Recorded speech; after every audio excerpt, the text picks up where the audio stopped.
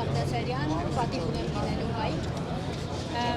Տեսեք, ինձ թվում է յուրաքանչյուր հայ արդեն իր հոգում վստահ է, որ Նիկոլի ամբողջ գործունեությունը ուղղված է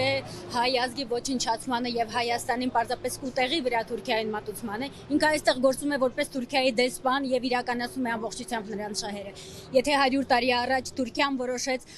ֆիզիկապես բնաջնջել հայերին եւ դա նրան չհաջողվեց,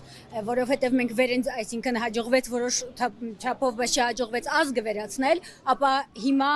նա էլ ավելի հմուտ միջոց գործադրելով այստեղ է ուղարկել մեկին, ով ոչնչացնում է մեր ազգային արժեքները, մեր կրթությունը, մեր պատմությունը կտրում է մեզ ամբողջ արմատներից եւ վերջապես հարվածում է մեր սուրբ հայ առաքելական եկեղեցուն վերջնականապես կործանելով հայ ազգը։ Եվ ես ուզում եմ հարցնել,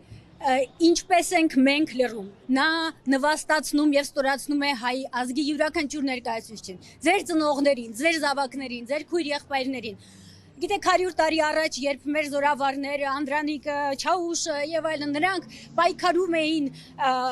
սոված լինելով նրանք հավաքում էին դրամներ, տալիս էին քրդերին, որպեսզի քրդերը գտնեն որփուկներին ցեղասպանությունից մազապուրս, հավաքում էին իրենց փեշի տակ եւ կրթում էին նրանց, փոխանցում մեր հավատքը, մեր արժեքները, ազգային ոգին, որպեսզի հայ ազգը վերընձյուղվի վերջապես։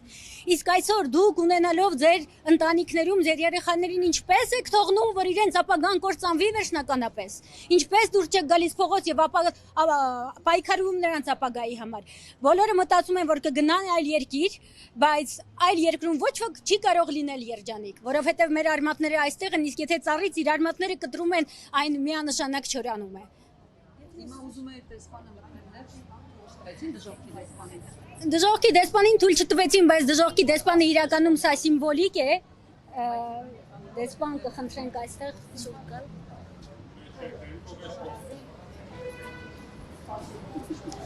Իրականում դժողքի դեսպանը պարզ է, որ առանց մարմնավորման էներգետիկ էակ է եւ նա իհարկե կներթափանցի եւ գուցե արդեն ներթափանցել է այնտեղ, որտեղ պետք է ներթափանցել։ Պարզապես սա սիմվոլիկ է, որպեսզի գուցե ներկայացուցիչները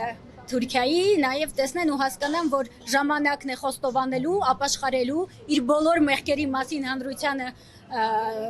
ներկայացնելու եւ վերջապես դատվելու օրենքի ողջ ուժով։ Mikrofonu xandar,